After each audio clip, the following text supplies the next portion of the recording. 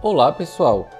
Nesse vídeo iremos continuar a abordagem sobre o sistema digestivo e falaremos sobre a estrutura e organização do intestino grosso. Então vamos lá! O intestino grosso tem um comprimento aproximado de 1,5 m. Ele compreende o ceco, com seu apêndice vermiforme, o colo, o reto e o canal anal.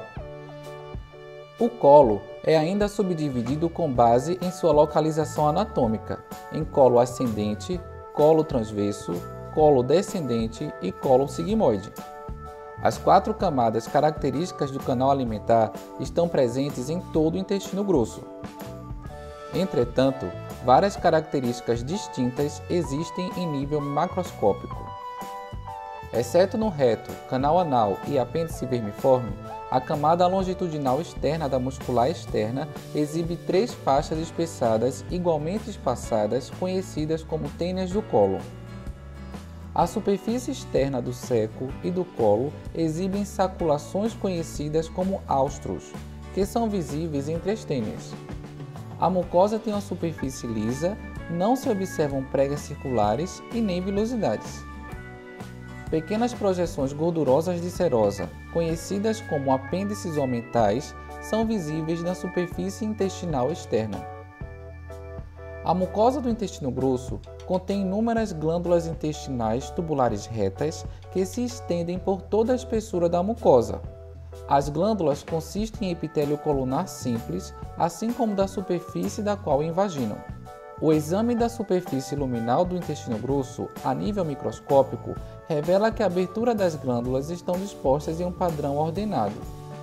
As principais funções do intestino grosso são a reabsorção de água e eletrólitos e a eliminação de alimentos não digeridos e detritos. As células absortivas colunares têm como principal função a reabsorção de água e eletrólitos.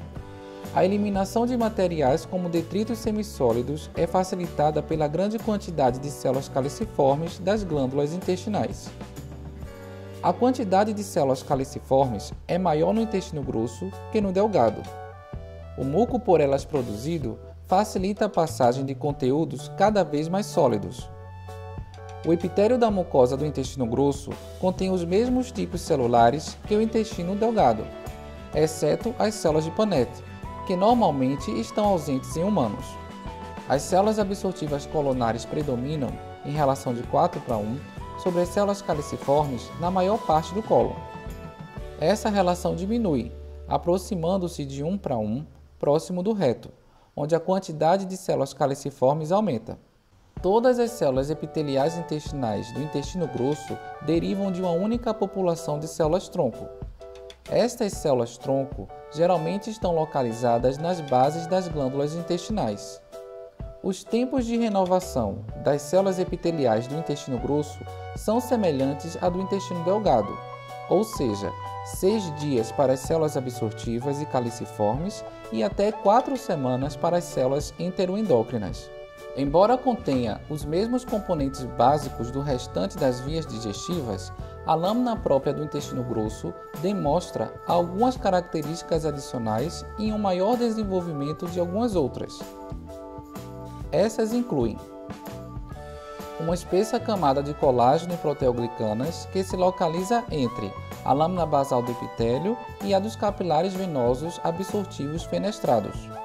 Ela participa na regulação do transporte de água e eletrólitos do compartimento intercelular para o compartimento vascular. O GALT bem desenvolvido, que é contínuo com o duílio terminal. No intestino grosso, o GALT é mais desenvolvido. O extenso desenvolvimento do sistema imune no colo provavelmente reflete o grande número e variedades de micro-organismos e produtos finais do metabolismo presentes na região. Incluem ainda uma bainha de fibroblastos pericriptais e ausência de vasos linfáticos na lâmina própria. Como mencionado, a camada externa da muscular externa está em parte condensada em faixas longitudinais proeminentes de músculo denominadas tênias do colo. Elas podem ser observadas a nível macroscópico. Feixes musculares das tênias do colo penetram na camada circular interna do músculo em intervalos regulares ao longo do comprimento e da circunferência do colo. Estas descontinuidades aparentes da muscular externa permitem os segmentos se contraírem independentemente, levando à formação de sacos ou áustros na parte colônica. A muscular externa do intestino grosso produz dois tipos principais de contração: a segmentação e a peristalse. A segmentação é local e não resulta na propulsão do conteúdo. A peristalse resulta no movimento distal da massa de conteúdo. A submucosa do intestino grosso é rica em tecido conjuntivo e é semelhante a outras regiões do tubo digestivo. Onde o intestino grosso está em contato direto com outras estruturas, como na maior parte da superfície posterior, sua camada externa é uma adventícia. Em qualquer outro ponto, ele é revestido por uma mucosa. O ceco forma uma bolsa cega logo distal à válvula iliocecal. O apêndice é uma extensão digitiforme fina dessa bolsa. A histologia do ceco se assemelha intimamente à do restante do colo. O apêndice difere dele por ter uma camada uniforme de músculo longitudinal na muscular externa. A característica mais evidente do apêndice é o grande número de nódulos linfáticos que se estende para dentro da mucosa. O reto apresenta de 12 a 18 centímetros de comprimento e é a porção distal dilatada do canal alimentar. Sua porção superior é distinguida do restante do intestino grosso pela presença de pregas denominadas pregas transversais do reto. A mucosa do reto é similar à do restante do colo distal. A porção mais distal do canal alimentar é o canal anal. Ele tem um comprimento médio de 4 cm e se estende na face superior do diafragma pélvico até o ânus. A porção superior do canal anal tem pregas longitudinais denominadas colunas anais. As depressões entre as colunas são chamadas de seios anais. O canal anal é dividido em 3 zonas, de acordo com o revestimento epitelial. Zona coloretal, que é encontrada no terço superior do canal anal e contém epitélio colunar simples com características idênticas à do reto. Zona de transição anal, que ocupa o terço médio do canal. Ela apresenta uma transição entre o epitélio simples colunar retal e o epitélio estratificado pavimentoso da pele perianal. E a zona escamosa, que é o terço inferior do canal anal.